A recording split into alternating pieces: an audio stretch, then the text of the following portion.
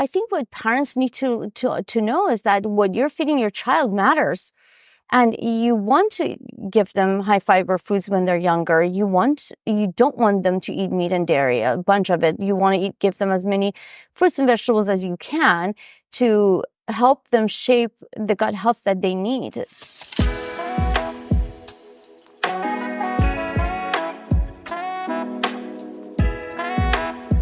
I'm Naomi Hallum, a mother, long-term vegan, and someone who loves learning from others.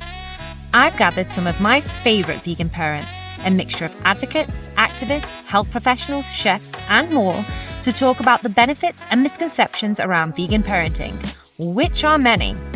We'll also be talking about all the fun and not so fun stuff that we parents go through and how raising kids has shaped us. Whether you're curious about vegan parenting or just want to know where we get our protein, then this podcast is for you. It's a resource I wish I'd had as a first-time mom, but that you'll never have to be without. Welcome to Raising Gen V. Today I'm catching up with my beautiful and talented friend, Dr. Angie Sadeghi, board-certified gastroenterologist and CEO at the Institute of Plant-Based Medicine. As if being all those things wasn't achievement enough, she's also the loving mom to a teenage son, a prominent social media influencer, and author of the book, The Trifecta of Health. After overcoming a series of health issues with a plant-based lifestyle, Dr. Sadeghi seeks to empower others to do the same. Today, she'll be sharing why gastrointestinal health is so essential for overall health and well-being, bringing new meaning to the saying, always trust your gut.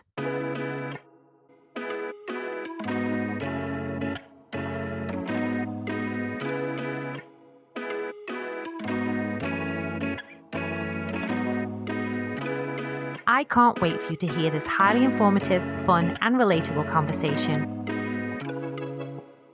So go grab a cup of gut-healthy green tea, sit back, and enjoy.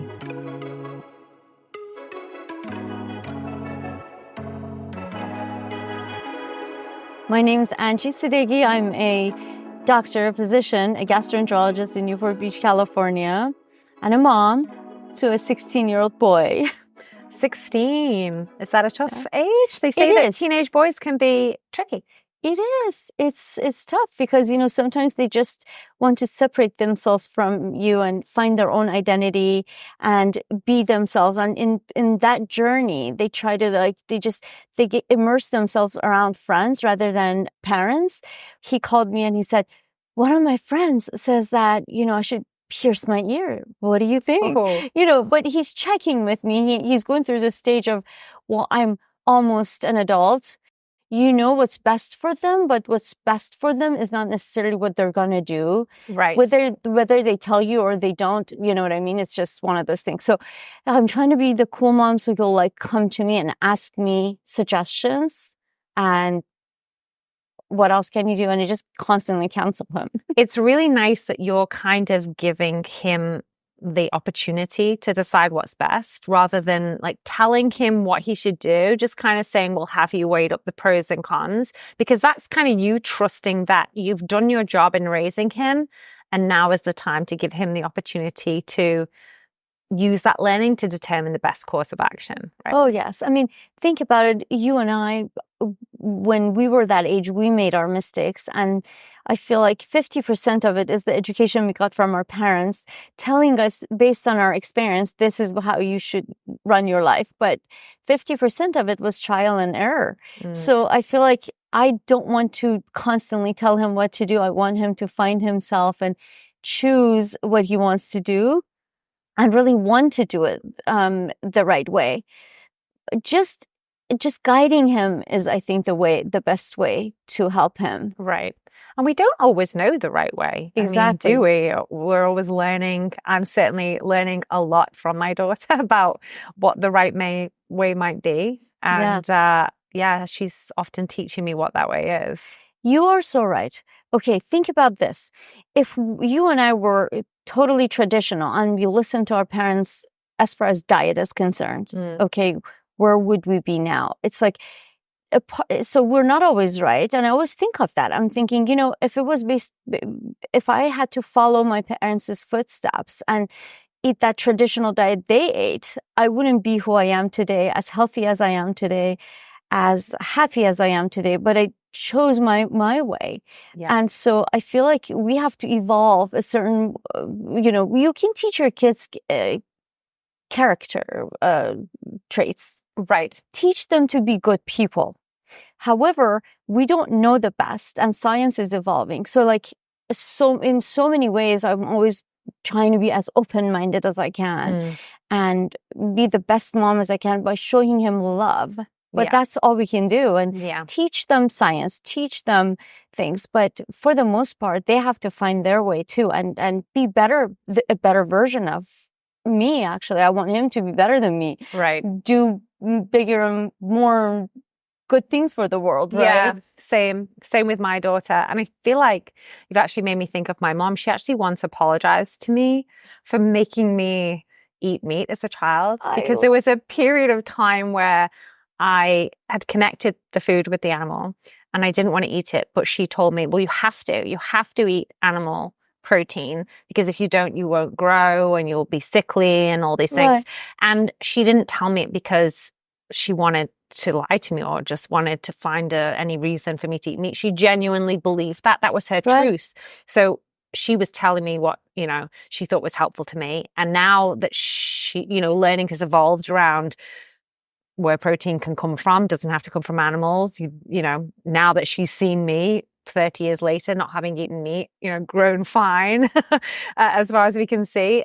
She's kind of feels bad. And I said, well, first of all, don't feel bad, because you didn't know, you did your best as a parent. Yeah. But two, this is life, isn't it? We're learning all the time. So we can't expect ourselves as parents to always get it right. Exactly. Then we have to give ourselves some grace there. So my son was 3 years old, right? And 3 or 4 years old. And he looked at chicken nuggets and he said, where did these come from? I was like, well, honey, these come from chickens. And, and so he started thinking about things and associated the chicken nuggets to the animal. And he started forming an aversion to it. Of course, I helped him, realize, that's good that you're thinking about these things, and you shouldn't be eating chicken nuggets because you don't really need it for your health and to grow up and be healthy. So slowly he just stopped eating all animal products except for dairy. And, but one time he was hanging out with his grandmother who, just like all the other parents, traditional parents, think that, you have to eat meat to be healthy. So, he said, Grandma, I'm not going to eat meat. If we're going to go out, please take me somewhere where I can get a veggie burger. So his grandmother took him to In-N-Out and lied to him. Oh, I was just going to say, do they have a veggie burger? They don't. I didn't think so. They don't. So she lied to him and said, this is a veggie burger. So he ate it. And several times after that, he kept going to In-N-Out. Well, Grandma, take me back to In-N-Out because I want a veggie burger. So, he thinks now that he looks back, he's like, I can't believe my grandma did that. And it's really sad that, unfortunately, our parents and grandparents, sometimes they grew up thinking you have to have that animal flesh to get amino acids. And I don't think she was doing it to, out of, disrespect or to be, defiant. I think she was doing it out of love for Bijan, thinking, I'm going to help my grandson grow up to be healthy and have muscle mass, Right. Because my initial reaction to that was like, oh, how can they defy your wishes, his wishes, and do that? But as you say, it's, they come from a different time. Their understanding is different. They were doing what I guess they thought they needed to do to give him the right nutrition. Right. Yeah. So let's go back, because I want to understand how or when you decided to go into the medical field. Was it at all related to the interest in nutrition that you have now, or was it a different path? When I was a child, I was always sick. Okay. And so thinking back, what was it that made me always sick? I had really bad recurrent strep throat, and I was always going to the doctor, getting penicillin shots. I was allergic to things. I had really bad eczema, and I just remembered being very sickly. And I thought to myself, how wonderful would it be to learn the human body? How amazing would that be? And then I watched a documentary on Madame Curie one time, and my aunt who was there, kind of like telling me about who Madame Curie was and what a great scientist she was, and sometimes kind of hinted that, oh, I think you'd make a good doctor, kind of just hinted at things, not overtly, but just would hope that, I think she just always hoped that I would become a doctor, but never really said it to me in such words. And one day I was at an ophthalmology office, and this doctor came in, actually a male doctor, but walked in with the white coat and just was so sweet and so professional and so doctorly. And I thought, I like that. I was like, on the way back from the doctor's office after he examined my eyes and, gave me my glasses prescription, I think I was 9 years old. On the drive back, I told my parents, I was sitting in the back seat, my siblings next to me. I was on the left side, looking outside of the window, just thinking, pondering. And my mom and dad were having this conversation, and I interrupted. I said, I think I want to be a doctor. They're like, okay.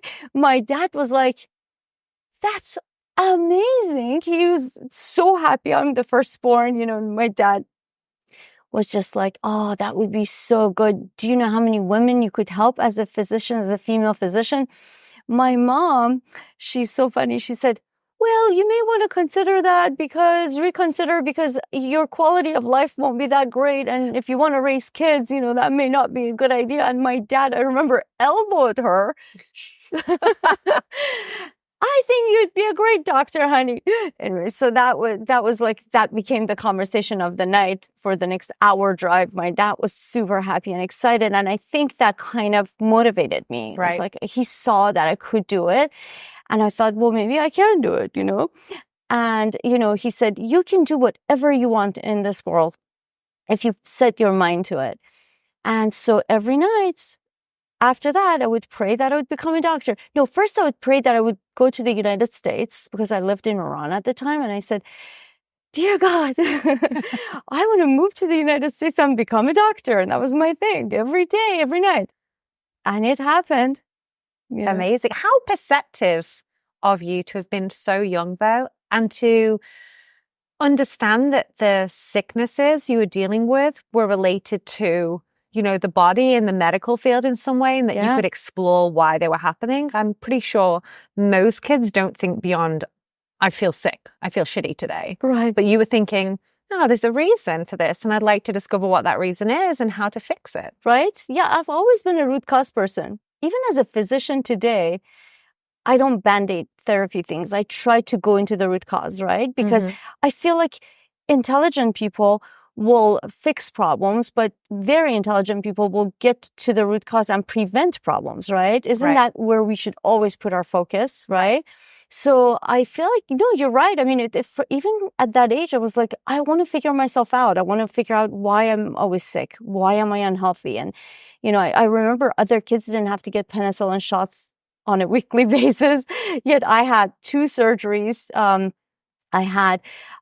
was always fatigued, and I remember I would suffer in school because I was so tired all the time, even as a child. And my parents would be called in, and the doctor and the teachers were like, we're quite concerned. She can't focus at school. And actually one of my teachers, now think about this. Here I am. I want to be a doctor, right? Right. But my teachers are calling my parents and going, we have concerns. She can't focus. She's always tired. She's falling asleep. And I wasn't getting good grades. So there was a lot of concern. And my parents are thinking, well, what can we do? Back then, you couldn't really go to a doctor and figure out, okay, why isn't she focusing? I kind of understand what was happening back then, which we will talk about later. But yeah, it was really cool that at that age, I was like, I want to figure myself out. So how did you figure yourself out, if you don't mind me asking? Not until many years later. Okay. I don't know if you know, but I kind of stumbled upon this whole food plant-based lifestyle accidentally. I was eating a burger one day, and as a second-year resident in internal medicine, so you have to, after you finish medical school, you do 3 years of internal medicine residency. Right. And then you go into fellowship and you do fellowship. But when I was in my internal medicine residency, as a second year, I was sitting with this girl named Sarah. She was a co-resident, and we were having a meal, and she was eating a salad and I was eating a burger, a beef burger. And I remember looking at her plate, just like made fun of her for not having any meat on there. At that point, I was like, where's your protein coming from? You know, it's the same concern Right. that everyone has when they find out. Absolutely. So, and Sarah said, oh, well, yeah, I don't eat meat. And I said, well, why not? I was like making fun of her, kind of a thing.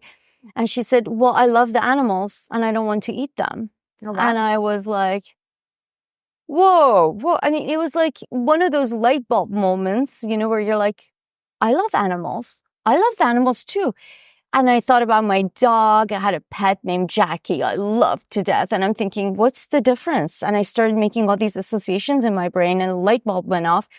And so I went vegetarian. So then I remember being at a conference in 2014, May of 2014, and I was listening to how terrible dairy is for you. And I was like, wait a minute.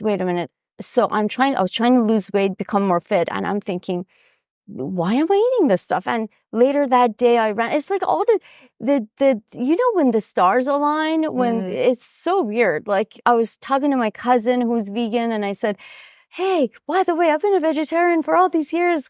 She's like, great. But you know, if you really want to help the animals, you should go vegan. And I was like, why? She taught me what happens in the industry, the dairy industry.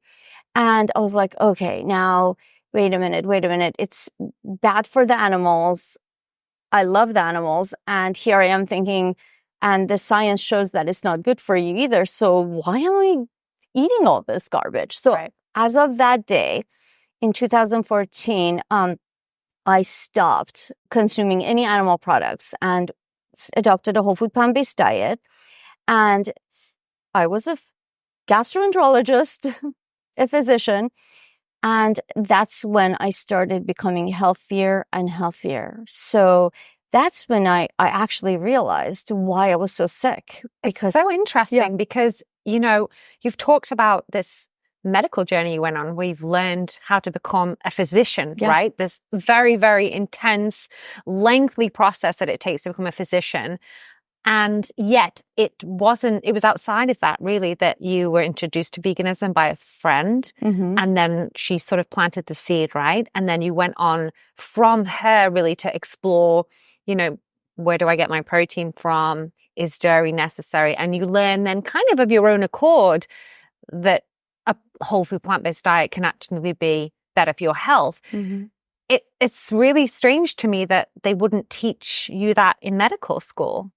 I don't blame them because honestly, here's the thing. There is so much to learn. Medical school should really be 10 years, you know, but it's not. And it's 4 years. But so much is crammed into 4 years that like literally if you had to learn one more thing, I don't even think that would be possible.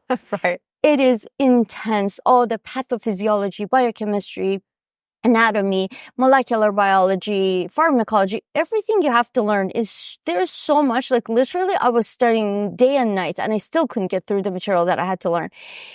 So nutrition usually is about 1 or 2 days. I think I had a week of nutrition knowledge, but of course, as a medical doctor, 1 week of nutrition equals to about a year of education in nutrition school, dietitian school, because, you know, a lot of stuff is like anatomy, physiology, biochemistry, the basic stuff we learn in medical school. So it's not this. It's like so many people say, well, it was only in a week, but that's still, you know, that's like equivalent of 1 year of schooling for someone who's not medically trained. I don't know if that makes sense. Yeah, of course, because of the intensity and depth of what you're learning. Exactly, of what we know and how fast they go. It's very fast paced.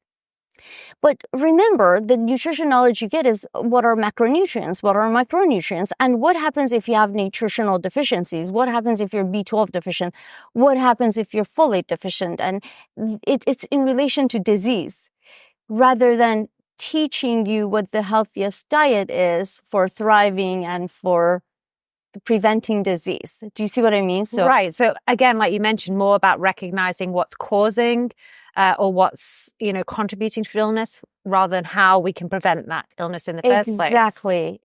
Honestly, if you think about it, nutrition research is evolving, but even 20, 30 years ago, we didn't have the same kind of information that we have now. It's evolving fast. The whole field of gut microbiome is evolving. And back when I was in training, I remember people who would put a heavy emphasis on the gut microbiome and the importance of eating healthy and avoiding antibiotics. I remember this one professor, in fact, who was heavily involved in learning about the gut microbiome. Everyone thought he was crazy. People were like, oh, come on. So yeah, there's the gut microbiome, but so what? We didn't understand the capacity of the microbiome. We didn't understand the importance of the gut microbiome. So it was one of those things like, well, sure, eat healthy, but what does that have to do with the gut microbiome? Or so what if you take antibiotics? Right. All of this has evolved. I mean, so much so, you're making me think about how just 60, 70 years ago, cigarettes were a recommended way for pregnant women to relieve stress, as recommended by medical professionals. Yeah. And now they're a class 1 carcinogen, cancer-causing product, alongside asbestos and processed meat. Exactly.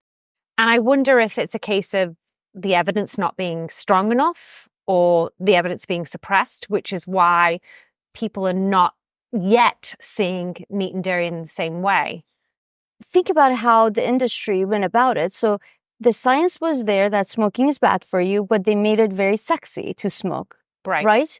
Isn't that what the meat industry is doing? They make it sound like you'd be more muscular and more masculine if you eat this stuff. So there's always a way around. Or they would put milk mustaches on athletes and act like that's what got them there, right? It had nothing to do with their practice. In fact, 65% of them were running to the restroom, pooping their pants and having gastrointestinal problems because they were eating dairy, but yet they would wear the mustache. There's money involved. There's always ways for industry to delay the message from getting to the consumers.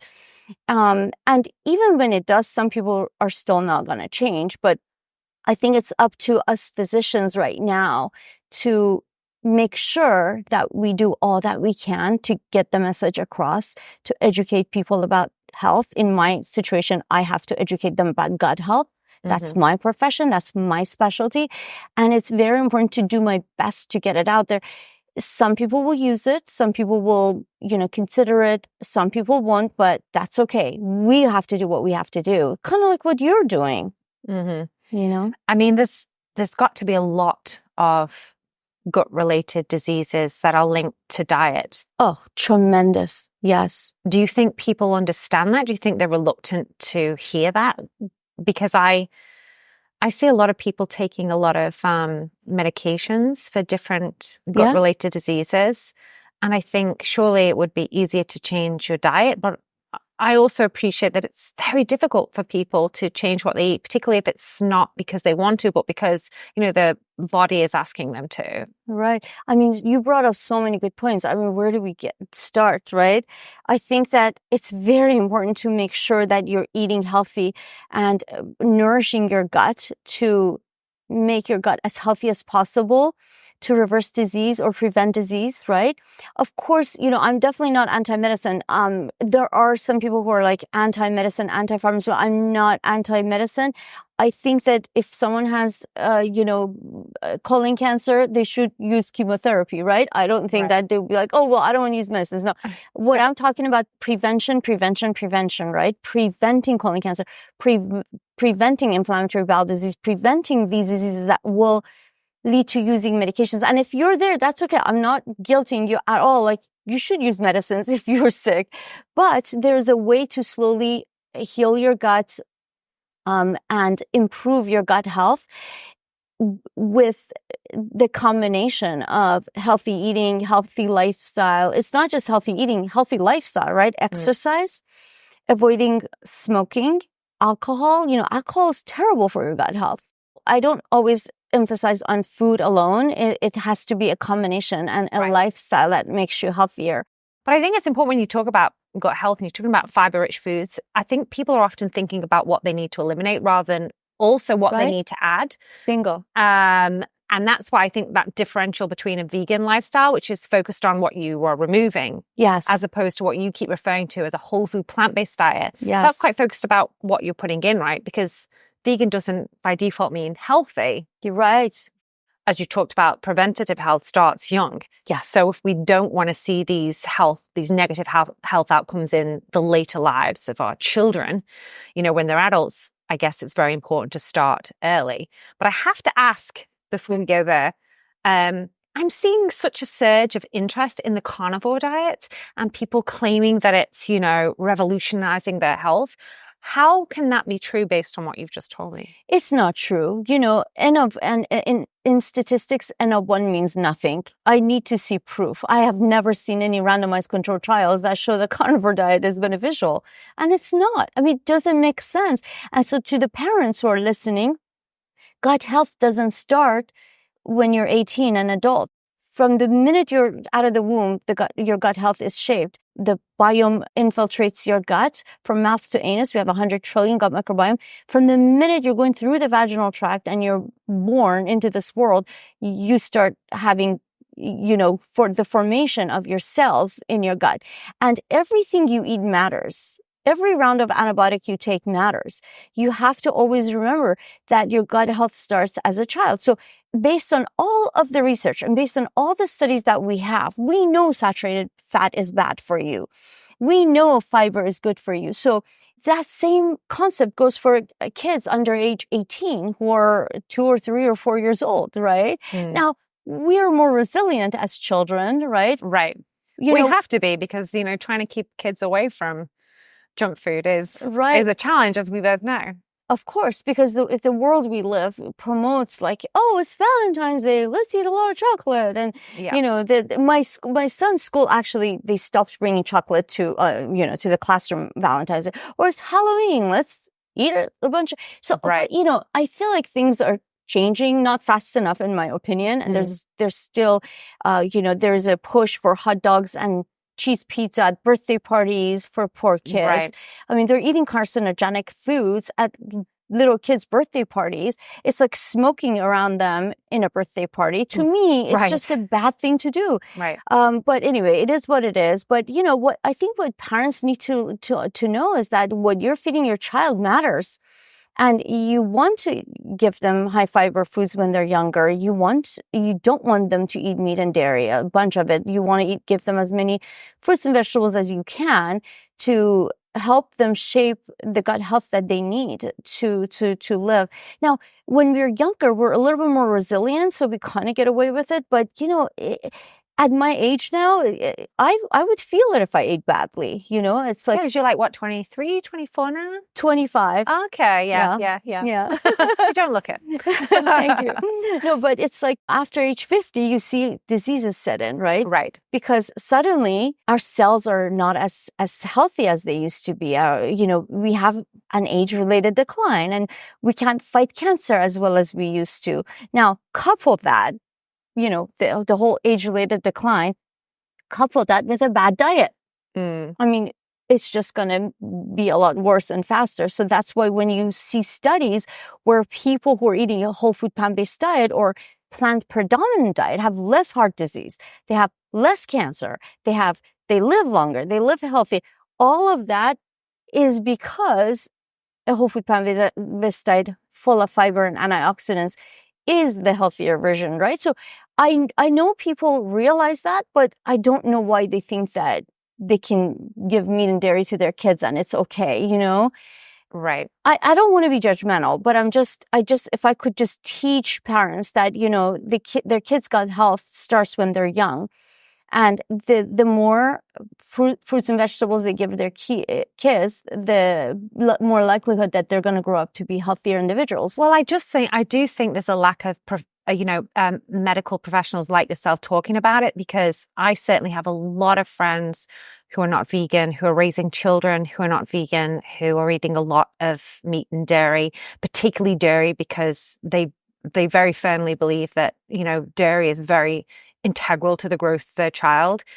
I mean, it's nice that now I have a very healthy, 2.5, 3-year-old who has never had dairy or meat or any animal products, and they can see she is very healthy and chubby and, thriving and energetic. At least they can see that now. But I think apart from the things I'm trying to tell them without upsetting them, or apart from what they're seeing with my daughter, and the example we set, I don't think they've had any exposure to this information, not from a trusted source at least.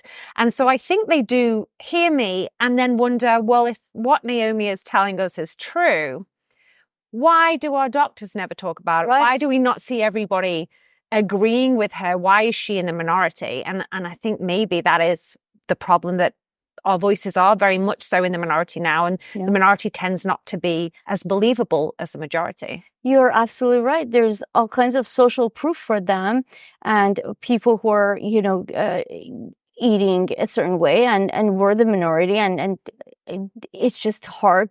It's very difficult. Like, they go to their doctors, and most of them don't mention, hey, maybe, if your child has severe asthma, maybe you would want to cut out the dairy because there's an IgE-mediated immune response and your child could have asthma because of the dairy, right? Right. That doesn't happen. So very few doctors are on top of it right now. Okay, so I've said I've been vegan for 8 years. How long have you been vegan? 10 years. Okay. I beat you by 2 years. You do. You beat me, but I'm just doing the math here. You said your son is 15. 15. So you weren't vegan when he was... I'm sorry, he's 16. He's 16. Okay. Bad mom. Bad mom. So you weren't vegan when he was born, so... No, I was vegetarian. Okay. I was vegetarian through my pregnancy. Okay. And post-pregnancy, obviously. Yep. Actually, I was vegetarian pre-pregnancy and stayed vegetarian and then went vegan in 2014. But so I raised my son in a very difficult, I was walking on eggshells sort of thing because my ex-husband was not vegetarian, right? So I was trying to help him eat a vegetarian diet. My ex was very opposed to it, and he's actually a doctor too. But it wasn't easy. So what is his diet now? When he's with me, he's 100% vegan. Mm-hmm. But when he's with his father, so we switch off every other week, he will eat, this kills me, he'll eat dairy ice cream. Okay. And that's basically why he's not vegan. But, when he's with me, he's vegan and he loves it. I don't understand, but his dad just refuses to buy, vegan ice cream. And he's a kid. He's going to want to eat his ice cream, Right. Well, yeah, of course. And I think, it's just a fact of life that, you can't always raise children with a partner that has the same beliefs or even understanding around nutrition as you do. And it's very difficult, but, it's great that he eats vegan with you. You say it kills you when he eats dairy. What kills you about it specifically? Is it just purely, it's not good for him? Because I think kids are always going to eat stuff that's not good for right? Yeah. Or is it more than that? Is it connected to other things for you? Oh, it kills me in so many ways. He has skin disease. He got it after me. And, when he eats dairy, it flares up. Okay. He has terrible acne. Oh, Bijan, forgive me. Poor guy. And he gets flared up with the dairy. I know it's not good for his gut. And when he said he gets constipated, I know that it's terrible for his health. And it just kills me. It's full of saturated fat. It's not good for his gut health. But, it's also the spring effect. I have to make sure that I don't push too hard and make him hate the lifestyle, right? So I'm trying to slowly invite him to be more and more plant-based. And my son is one of those easygoing guys. Like when he's out with his friends, he doesn't want to stick out like a sore thumb. Of course, it's so important to teenagers, especially, to fit into their social groups. I say that's one of the main reasons why, veganism is seeing the surge in recidivism, is because people don't have support from their social groups. It's true. And when he's at a restaurant, he won't talk to the waiter and say, could you please make sure there's no dairy? He won't push it. He just it's awkward. It's very hard for him. And I get it. When you're 51 years old, you really don't care what people think. Maybe I used to be an apologetic vegetarian. I was vegetarian for like 20 years beforehand, and I used to apologize. I used to go on dates and go, sorry, I have to tell you something. You're not going to like it. Don't worry, I'm not weird. And then I'd tell them I was vegetarian. Right. And now I never do that. I'm so sorry. Don't judge me, but I'm vegan. No. But don't worry, order a steak. I don't mind. And now I'm just like, I know, it's so I'm funny. vegan, why aren't you? When they order vegan in front of you, because they think that, you're going to judge them. But as you get older, you're like, you know what? I am who I am, and I attract people who want to learn something and who want to have this journey with me. And it's great. I love it. I don't mind teaching people about it. I don't mind talking about it. I don't mind, being the black sheep or, the sore thumb. It's really cool though. But that comes with age and experience, right? That leadership skill. Yeah, no, kids don't have that at all. They desperately want to fit in. Yes. Which I think is where, the plant-based meats are particularly helpful now. I can disguise food so it looks like other kids' foods at parties so she doesn't feel left out. But exactly. My daughter's never had a actual chicken nugget, thankfully, or an actual hot dog. So even when I have provided replicas for those social situations, she's not interested. Yeah. She's more interested in the tofu and, believe it or not, and all the veggies and the fruit, because that's what she's gotten a taste for. That's what she likes. It's what she knows. That's awesome. So I'm lucky, and I'm not naive enough to think that she will always be that way. But I'm at least glad that she's been given the opportunity to love the things that are good for her. She's the luckiest girl in the world. But, I'm also very open-minded like you. If one day it turns out that we were all lied to and this is not the best way, then, I'll hold my hands up. But as you say, I've followed the science. I've spoken to a lot of medical professionals, including yourself. And I'm pretty convinced that a plant-based diet is one of the greatest gifts we can give to our children. It really is. Full in micronutrients. I mean, if anyone is ever worried, if you're eating a whole food plant-based diet, you're getting all the macronutrients and all the micronutrients that your growing child is going to need to thrive. All of those amino acids that come from meat are plentiful in a whole food plant-based diet. And one should not worry. A well-designed plant-based diet is far healthier than the standard American diet that we were lied to about, traditionally told that we should give our kids. But I admire what you're doing. You're following the science. And the science shows that children who are eating a well-planned whole food plant-based diet are healthy and they're going to thrive. So good for you. Honestly, if there's any doubt in my mind that what I was doing for my child was not good for her health, even though it's kind of my love for animals that initially spurred me on to being vegan. If it was just that, if it was just, well, I don't think you should eat animals because I think it's cool and I don't want to contribute to the animal exploitation industry, then I could see that as, being questionable. Yeah. But I wasn't pleased, I guess, to find out that it's nutritionally complete. I was shocked to find out that a plant-based diet is extremely healthy, if not healthier than an omnivorous diet. Right. We always find our way into that vegan lifestyle through either ethical or health. Mm-hmm. But we also end up thinking, oh, wow, it's good for both, Isn't that cool where you don't have to choose? It is. It's great. And the environmental effects. I didn't know about that when I think it took me 5 years to learn about that. For me it was ethical and health and then the environmental. The trifecta. Yes. The trifecta.